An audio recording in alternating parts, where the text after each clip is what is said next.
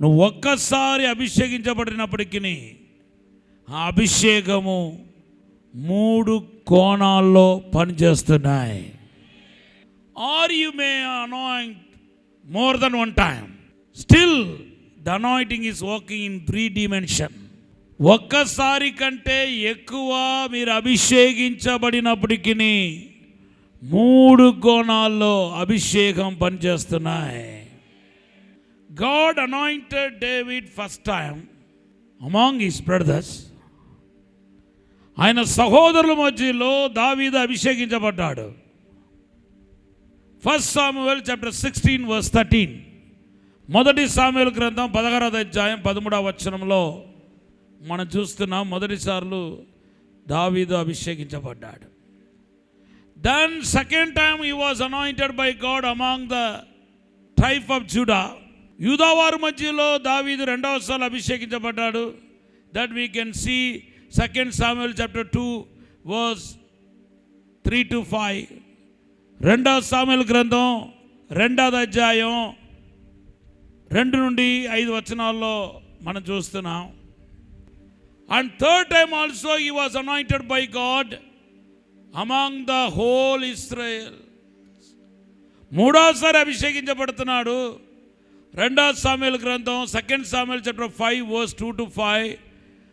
2వ సాముయేలు గ్రంథం 5వ అధ్యాయం 2 నుండి 3 వచనాల్లో 4 వచనాల్లో మనం చూస్తున్నాం. First time when he was anointed by God, he became king, then priest, and he became the prophet. మొదటిసారి అభిషేకించబడుతున్నప్పుడు దావీదు రాజుగా అభిషేకించబడ్డాడు. నేను రాజుగా అభిషేకించానని అన్నాడు. రెండవసారి అభిషేకించబడినప్పుడు బైబిల్ చెప్తుంది దావీదు ప్రవక్తగా అభిషేకించబడ్డాడంట. దేవుని నామానికి స్తోత్రం చెప్పండి. Acts of apostles chapter 2 verse 30. అపోస్తల కార్యం 2వ అధ్యాయం 30వ వచనం. ఆయన ప్రవక్తే ఉండి, ఎవరు ప్రవక్తే ఉండి? డేవిడ్ ప్రవక్తే ఉండి. దావీదు ఒక పిలిపి ఏంటంటే ప్రవక్త పిలుపు. ఆమెను చెప్పండి. అందుకొరకే మోస్ట్ ఆఫ్ ఈ Psalms talks about Jesus birth, Jesus ministry. యేసుక్రీస్తు యొక్క జన్మాని గురించి, ఆయన ఒక సేవ గురించి ఎక్కువ శాతం మన దావీదు కీర్తనలో మనం చూడగలుగుతాం. దావీదు రాసిన కీర్తనలో how he knew about Jesus. యేసుక్రీస్తు గురించి ఎలా తెలుసు ఆయనకు? Because he was a prophet. ఆయన ఒక ప్రవక్తే ఉన్నాడు కాబట్టి ఆయనకు అన్ని విషయాలు యేసు ప్రభు గురించి అర్థమైంది. And the Bible says not only he is just a prophet, he was a priest. ఆయన యాజకుడుగా కూడా సేవ చేశాడు. ఆమెను చెప్పండి. ఎవరండి? దావీదు యాజకుడుగా కూడా సేవ చేస్తాడు. హల్లెలూయా. ఆయన కాలంలో ఆయనే సేవ చేస్తాడు. అపోస్తల కార్యం 13వ అధ్యాయంలో మనం చూస్తున్నాం. యేసు కాలంలో ఆయన సేవ చేస్తూ వచ్చాడు. హల్లెలూయా. 22-23లో మనం చూస్తున్నాం. దావీదు కాలంలో ఎవరు సేవ చేశారు? దావీదే యాజకుడుగా ఉన్నాడు. Last the 2 calling became easy to fulfill it. 2-3 పిలుపును ఈజీగా నెరవేర్చగలిగాడు. కానీ ఆ రాజరీగతను స్వీకరించటం, రాజు అవటం చాలా కష్టతరమైంది. ఎవరికి? దావీదు. If you go through David's life in the Bible, last the 2 callings, it is very easy to fulfill in his life. God made it easy. దేవుడు ఆ 2 రకాలు, ఆ ప్రవక్త పిలుపును, యాజక పిలుపును చాలా సింపుల్గా దావీదు ద్వారా నెరవేర్చుకుంటూ పోయాడు. కానీ దావీదుకు రాజుగా నిలబడటం కష్టతరమైంది. పోరాడాల్సి వచ్చింది. Many years he was fought with enemies. చాలా సంవత్సరాలు David need to wait for many years. దావీదు ఆ రాయల్టీని, ఆ రాజరీగ జీవితాన్ని స్వీకరించడానికి చాలా కష్టపడాల్సి వస్తుంది, శ్రమించాల్సి వచ్చింది, ఫైట్ చేయాల్సి వచ్చింది. Finally as God anointed him he was became king. దావీదును దేవుడు అభిషేకించిన ప్రకారం దావీదు తర్వాత రాజుగా ఆయన సింహాసనంలో కూర్చున్నాడు. మీలో అనేక మంది గురించి నాకు బాగా తెలుసు. మీలో కూడా 3 రకాల పిలుపు ఉన్నాయి. మీకు అప్పగించిన యాజక పిలుపు నెరవేరుస్తున్నారు, ప్రవక్త పిలుపు నెరవేరుస్తున్నారు, కానీ రాజరికంలోనికి రావట్లేదు. కష్టంగా ఉంది కదా. If you are in the royal realm, we will see specific signs in you. We will see some prudent things in your life. మీ జీవితంలో చెప్పుకోదగిన గుర్తులు, చెప్పుకోదగిన కార్యాలతో జరుగుతాయి. దాంట్లో మెయిన్ అంటే if you are in the royal life you might have prosper. మీరు కనుక రాయల్టీలో ఉంటే కనుక, రాయల్ జీవితంలో ఉంటే కనుక ఏమవుతాయంటే మీలో చెప్పుకోదగిన విస్తరణ, భూ సంబంధమైన ఆశీర్వాదాలు విస్తరణ కనపడతాయి. చాలామంది సేవకుల యొక్క జీవితంలో ఫైనాన్స్ అనేది ఒక పెద్ద ఛాలెంజ్ అయిపోయింది. Not even you are not able to fulfil your vision, your mission. నీ దర్శనాన్ని, నీకు దేవుడు అప్పగించిన పనిని సంపూర్ణంగా నెరవేర్చలేకపోతున్నావు. కారణం ఈ ఫైనాన్షియల్ ప్రాబ్లం వలన. దేవుని బిడ్డల యొక్క జీవితంలో, దావీదు జీవితంలో చూస్తే ముగించేస్తాను. ఎలాగ రాజరికంలో ప్రవేశించాడు తెలుసా? తన ముందు ఉన్న శత్రువును ఓడించడం వలన రాజరికంలో ప్రవేశించాడు. అదే ఫైనల్. ఆ తర్వాత రాజుల కుటుంబంలో చేర్చబడి రాజులు అయిపోయాడు. ఎవరిని ఓడించాడు? గోలియాతును ఓడించాడు.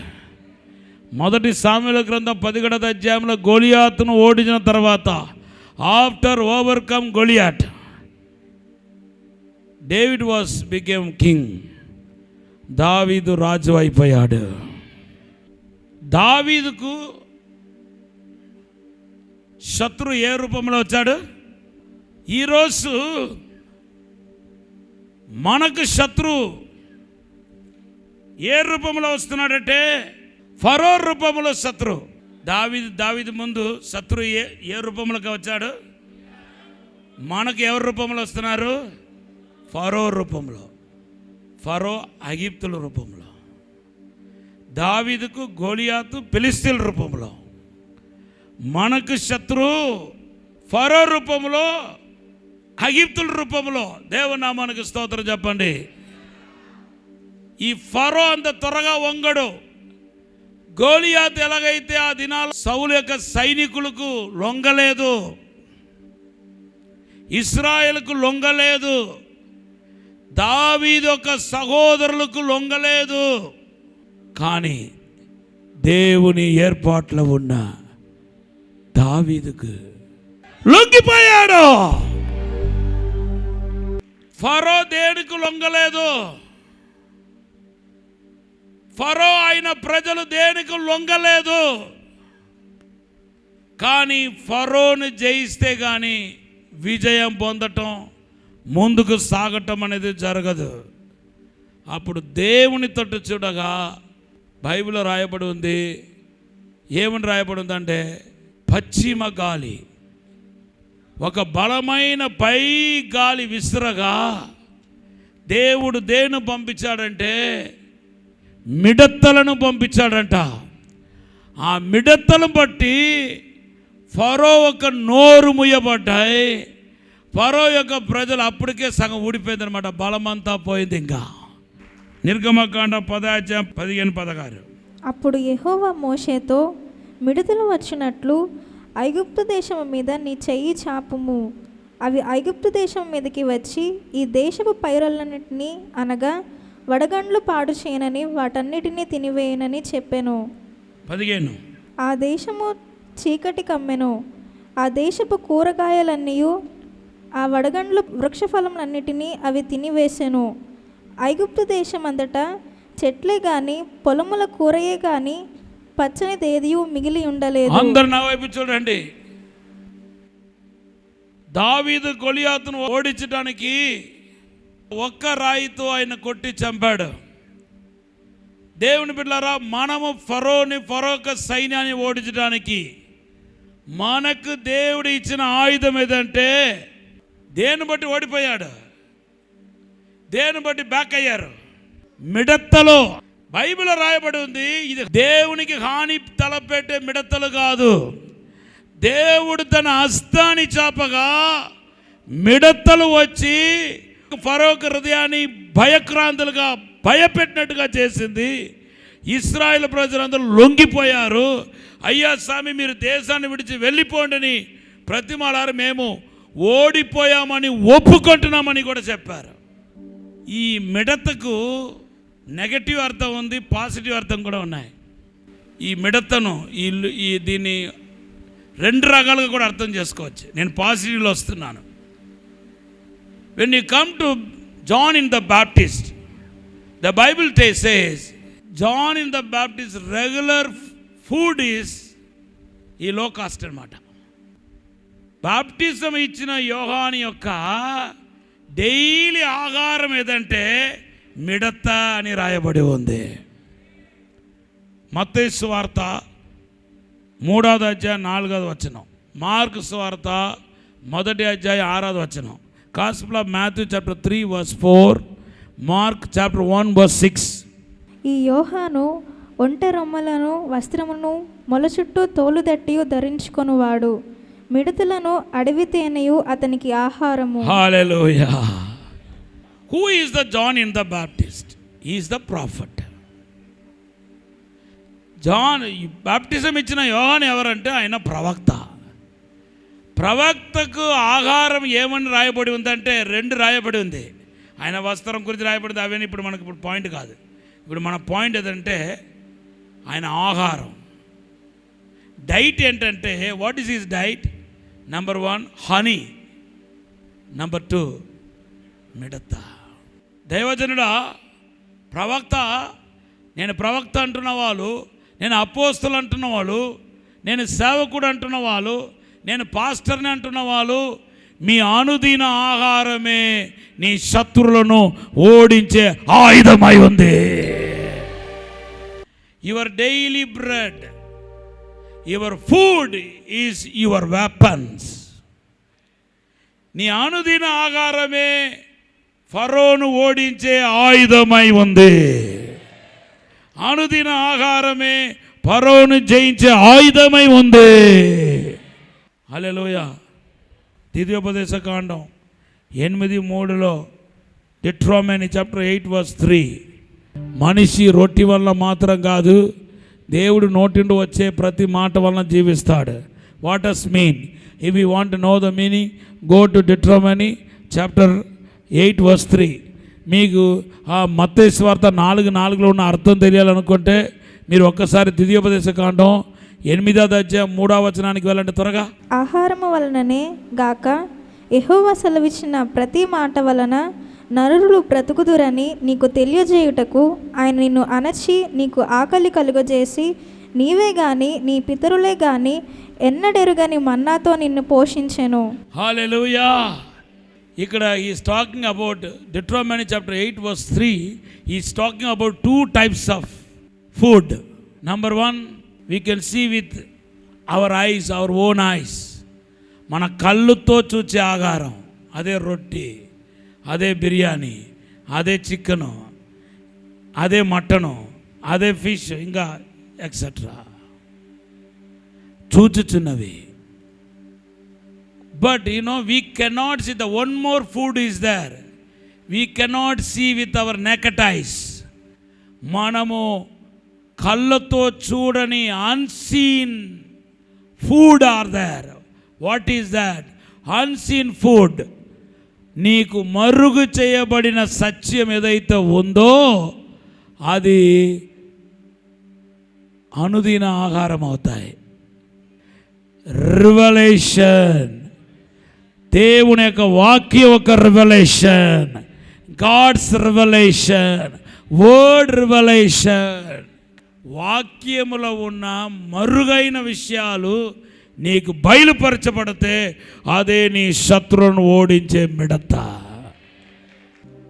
నెంబర్ 2, మనము కళ్ళుకు కనబడే మెటీరియలైజ్ థింగ్స్తో మాత్రం కాదు, మన కళ్ళుకు కనబడని ఎన్నో ఆత్మ సంబంధమైన విషయాల ద్వారా, ఆత్మ సంబంధమైన వాగ్దానాల ద్వారా, ప్రవచనాల ద్వారా, దేవుడు దాచిపెట్టిన ధననిధి ద్వారా కూడా మనం బ్రతకగలుగుతాం. అదే నీ ఆహారం. What is your food? The Bible says, యేసు ప్రభువు అంటున్నాడు, గాస్పెల్ ఆఫ్ జాన్ చాప్టర్ 4:32, యోహాను సువార్త 4:32 అంటున్నాడు, God's will to fulfil the God's will is my food. నా భోజనం ఏంటంటే దేవుని చిత్తం చేయటయే నా ఆహారము. గట్టిగా ఒక హల్లెలూయా చెప్పండి. With the help of the holy spirit, if you fulfil the will of God, that is your food. అదే నీ ఆహారం. నంబర్ 3, 1 పీటర్ చాప్టర్ 2:2, పేతురు రాసిన మొదటి పత్రిక 2వ అధ్యాయం 2వ వచనం. సమస్తమైన దుష్టత్వమును, సమస్తమైన కపటమును, వేషధారణను, అసూయను, సమస్త దూషణ మాటలను మాని క్రొత్తగా జన్మించిన శిశువులను పోలిన వారై నిర్మూలమైన వాక్యమును పాల వలన రక్షణ విషయములో ఎదుగు నిమిత్తము ఆ పాలను అపేక్షించుడి. హల్లెలూయా. మిల్క్కు పోల్చబడిన basic doctrines, basic doctrine is your food. ఏదైతే మూలపాఠం కింద ఉందో, హెబ్రీ పత్రిక 6వ అధ్యాయం మొదటి 2 వచనంలో ఏదైతే ఉందో అదే నీ ఆహారం. గట్టిగా ఒక హల్లెలూయా చెప్పండి. The revelation of the word is, word revelation is your food. To fulfil the God's will is your food. Basic doctrine is your food. Number 4, Hebrew chapter 5:12, హెబ్రీ పత్రిక 5వ అధ్యాయం 12వ వచనం. త్వరగా. కాలమును బట్టి చూచితే మీరు బోధకులుగా ఉండవలసిన వారై ఉండగా దేవోక్తులలో మొదటి మూలపాఠములను ఒకడు మీకు మరలా బోధింపవలసి వచ్చెను. మీరు పాలు త్రాగవలసిన వారే గాని బలమైన ఆహారము తినగలవారు కారు. తర్వాత, మరియు పాలు త్రాగు ప్రతి వాడును శిశువే గనుక నీతి వాక్య విషయములో అనుభవము లేనివాడై ఉన్నాడు. వయసు వచ్చిన వారు అభ్యాసము చేత మేలు కీడులను వివేచించుటకు సాధకము చేయబడిన జ్ఞానేంద్రియం. హలో, మేలు కీడును వివేచించే ఆ కృపను బలమైన ఆహారానికి పోలుస్తున్నాడు పరిశుద్ధ పౌలు. The gift of discerning is your food. ఆత్మల వివేచన, నీ ఆత్మల వివేచనే నీకు ఆహారం. నీ ఆత్మల వివేచనే నీకు మిడతలు, ఫరోని పారదోలే మిడతలు, ఫరో యొక్క మెడను వంగదీసే మిడతలు ఏదంటే దేవుని బిడ్డలారా ఆత్మల వివేచన. ఒక సేవకుడికి ఆత్మల వివేచన ఎంత ఇంపార్టెంట్ అంటే, అది లేకపోతే సేవలో చాలా దెబ్బతింటాం. ఎవరు ఎటువంటి వారో నీకు తెలిసి ఉండాలి. ఆమెను చెప్పండి. గట్టిగా ఒక హల్లెలూయా చెప్పండి. ఆత్మల వివేచన అభిషేకం గలవారుగా ఉండాలి. ఆమెను చెప్పండి. నంబర్ 5 చూడండి, యెషయా గ్రంథం 55:2. త్వరగా, ఐజయా 55:2. ఆహారము కాని దాని కొరకు మీరెలా రూకలిచ్చెదరు? సంతుష్టి కలుగచేయు దాని కొరకు మీ కష్టార్జితమును ఎందుకు వ్యయపరచెదరు? నా మాట జాగ్రత్తగా ఆలకించి మంచి పదార్థము భుజించుడి. మీ ప్రాణము సారమైనది దాని యందు సుఖింపనీయుడి. హల్లెలూయా. ఇక్కడ శ్రేష్టమైన ఆహారాన్ని గురించి మాట్లాడుతున్నాడు. ఆ ఆహారం ఏమనుకుంటున్నారు? ద్రాక్ష రసం. ఆమెను చెప్పండి. వైన్ అనే మాటకు, ద్రాక్ష రసానికి వేరొక అర్థం ఉంది. అదేంటంటే మనకు సంతోషం, మన హృదయంలో కలిగే సంతోషమే ద్రాక్ష రసానికి పోల్చబడ్డాయి. హల్లెలూయా. చూడండి, కీర్తన 4వ అధ్యాయం 7వ వచనం, సామ్స్ 4:7. వారి ధాన్య ద్రాక్షారసములు విస్తరించిన నాటి సంతోషము కంటే అధికమైన సంతోషము నీవు నా హృదయములో పుట్టించితివి. హల్లెలూయా. The joy of the Lord is your food. Your drinks. What is your drinks? మీ పానీయం ఏంటి? పరలోక సంతోషం, పరిశుద్ధాత్మ సంతోషం. Number 6, gospel of Luke chapter 11 verse 11 to 13. లూకాసు వార్త 11వ అధ్యాయం 11వ వచనం నుండి 13వ వచనం దాకా. మీలో తండ్రి అయిన వాడు తన కుమారుడు చేపనడిగితే చేపకు ప్రతిగా పామునిచ్చునా? గుడ్డునడిగితే తేలునిచ్చునా? కాబట్టి మీరు చెడ్డవారై ఉండి మీ పిల్లలకు మంచి ఈవులనియ్యనెరిగి ఉండగా పరలోకమందున్న మీ తండ్రి తన్ను అడుగు వారికి పరిశుద్ధాత్మను ఎంతో నిశ్చయముగా అనుగ్రహించుననెను. గుడ్డు గురించి మాట్లాడుతూ, రొట్టి గురించి మాట్లాడుతూ కింద ఏమంటున్నాడంటే పరిశుద్ధాత్మ అంటున్నాడు. గుడ్డును అడిగితే, పిల్లలు గుడ్డును అడిగితే తల్లిదండ్రులు ఏమి ఇవ్వరంట? తేలునివ్వరంట. బ్రెడ్ని అడిగితే రాయినివ్వరంట. మరి చెడ్డవాళ్ళుగా ఉండి మీరే మీ పిల్లలకు వాళ్ళు అడిగిన వాటిని ఇచ్చినప్పుడు నేను పరిశుద్ధాత్మని ఇవ్వనా అని అడుగుతున్నాడు. పరలోక తండ్రి పరిశుద్ధాత్మని ఇవ్వడా అంటున్నాడు. పరిశుద్ధ ఆత్మ దేవుడే మనకు ఒక ఆహారం. హల్లెలూయా. సవాసం కూడా మనకు ఒక ఆహారమే. ఆమెను చెప్పండి. హల్లెలూయా. ఫస్ట్ కొరింథీ చాప్టర్ 11లో రాయబడి ఉంది. హల్లెలూయా. మన సవాసంగా కూడుకున్నప్పుడు రొట్టి ద్రాక్షరసం విరిచి అది మనము తింటున్నప్పుడు దేవుని బిడ్డలారా ఒక ప్రత్యేకమైన బలము, ప్రత్యేకమైన ఆశీర్వాదం కలుగుతున్నాయి. కొందరు మానుకున్నట్టు మీరు ఏం చేయకూడదు? సవాసంగా కూడుకోవటాన్ని మానకూడదు. హల్లెలూయా. మొదటి కొరింథీ పత్రిక 11వ అధ్యాయం 15 నుండి 34 వచనంలో ఫెలోషిప్ని ఆహారానికి పోలుస్తున్నారు. గట్టిగా ఒక హల్లెలూయా చెప్పండి. Don't miss the fellowship. హల్లెలూయా. సవాసంగా కూడుకోవటాన్ని మానవద్దు. హల్లెలూయా. ఫరో మెడను వంచటానికి దేవుడు మిడతను వాడుకున్నాడు. అదే మిడత బాప్టిజం ఇచ్చిన యోహానికి ఏమైంది? ఆహారమైంది. ఇప్పుడు నేనేమంటానంటే ఆ మిడత దేనికి సాదృశ్యంగా ఉందంటే బాప్టిజం ఇచ్చిన యోహాన్లాగా ఎవరైతే సేవకులుగా ఉన్నారో ఆ సేవకులు తినే ఆహారానికి ఆ మిడత సాదృశ్యంగా ఉంది. ఆ మిడత ద్వారానే ఫరోని మనం వంచగలుగుతాం, మనం జయించగలుగుతాం, ఆ తర్వాత రాజరిక జీవితంలో ప్రవేశించగలుగుతాం. గట్టిగా ఒక హల్లెలూయా చెప్పండి. నంబర్ 1 మన్నా రెవల్యూషన్, వర్డ్ రెవల్యూషన్. దైవజనుడికి వాక్యపు ప్రత్యక్షత ఉండాలి. వాక్య ప్రత్యక్షత ఉండాలి. అన్నిటికంటే వాక్య ప్రత్యక్షత ప్రాముఖ్యం. రెండోది ఏమన్నాను? దేవుని చిత్తం నెరవేర్చే సన్నద్ధుడై ఉండాలి. మూడోది ఏం చెప్పాను? మూలపాఠం, బేసిక్ డాక్ట్రిన్. నంబర్ 4 ఏమన్నాను? ఆత్మల వివేచన వరం. నంబర్ 5 ఏమన్నాను? పరలోక సంతోషం. నంబర్ 6 ఏమన్నాను? పరిశుద్ధాత్మ. నంబర్ 7 ఏమన్నాను? ఫెలోషిప్. నీ ఆయుధం మిడత. మిడత యోహానికి ఆహారం. ఆహారం ఏంటో ఈరోజు మీతో చెప్పాను. నీ ఆహారమే నీ ఆయుధం. నువ్వు ఈరోజు ఏది తింటున్నావో అదే నీ ఆయుధం అయిపోతాయి. అదే సాతాను జయించగలుగుతాయి. అదే నీ మైండ్లో తిరుగుతాయి. ఏది ఈరోజు దేవుని నుండి పొందుకున్నావో, వర్డ్ పొందుకున్నావో, ఏది నువ్వు ధ్యానిస్తున్నావో ఆ నువ్వు ధ్యానించే ధ్యానమే నీ ఆయుధం అయిపోతాయి. ఫరో ఒక మెటను వంచినట్టుగా చేస్తాయి. ఐగుప్తులను వంగినట్టుగా చేస్తాయి. నీ ఆహారం ఏంటో దేవుడు బయలుపరిచాడు. ఆహారం డైలీ తినడానికి మర్చిపోవద్దు. అనుదిన ఆహారం.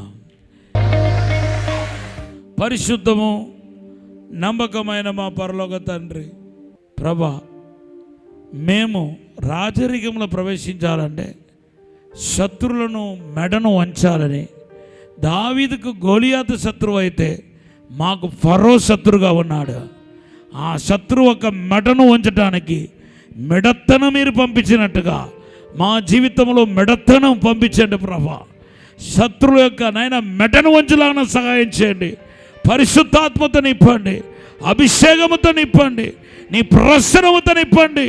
సేవకులు అందరూ చిగురించబడుదురుగాక, దేవునిగా మహిమను చూదురుగాక, దేవునిగా అభిషేకాన్ని చూదురుగాక, దేవునిగా వెలుగును చూదురుగాక. ఇప్పుడు ఆశీర్వదించి దీవించి బలపరచమని యేసు నామములో అడిగి వేడుకుంటున్నాము తండ్రి, ఆమేన్. రాజమహేంద్రవరంలో దహించు అగ్ని 7 అభిషేక స్వస్థత ఆదివారపు ఆరాధనలు జనవరి 25వ తేదీ నుండి ప్రారంభించబడును. రాజమహేంద్రవరంలో దహించు అగ్ని సేవకుల కూడిక జనవరి 27వ తేదీన ఉదయం 10 గంటల నుండి ప్రారంభించబడును. ముఖ్య ప్రసంగికులు డాక్టర్ థామస్ గారు, దహించు అగ్ని మినిస్ట్రీస్, రాజమహేంద్రవరం. స్థలం దహించు అగ్ని ఆడిటోరియం, నటరాజ్ థియేటర్, రాజమహేంద్రవరం. మరిన్ని వివరాలకు 9494940072 మరియు 73. ఇది కుటుంబ ఆశీర్వాద కూడిక. ఇక్కడ మేము మా కుటుంబాలను కట్టుకున్నాం, మరి మీరు? అయితే ప్రతి శుక్రవారం రాజమహేంద్రవరంలో జరిగే ఈ కుటుంబ ఆశీర్వాద కూడికలో పాల్గొనండి. ఈ కూడిక జరుగు స్థలం దహించు అగ్ని ఆడిటోరియం, నటరాజ్ థియేటర్, రాజమహేంద్రవరం. సికింద్రాబాద్ లో దహించు అగ్ని అద్భుత అసాధారణ కూడిక ప్రతి శనివారం సాయంత్రం 5 గంటల నుండి ప్రారంభించబడును. స్థలం SPG church ground, alpha hotel వెనుక, సికింద్రాబాద్. మరిన్ని వివరాలకు 9494940074 మరియు 75. రాజమహేంద్రవరంలో దహించు అగ్ని అభిషేక ఆదివారపు ఆరాధన ఇప్పుడు ప్రతి ఆదివారం ఉదయం 9:30 నుండి ప్రారంభించబడును. తప్పక పాలు పొందండి, దైవిక ఆశీర్వాదం పొందండి. స్థలం దహించు అగ్ని ఆడిటోరియం, నటరాజ్ థియేటర్, రాజమహేంద్రవరం. మీ ప్రార్థన అవసరతలకు 9494940072 మరియు 73.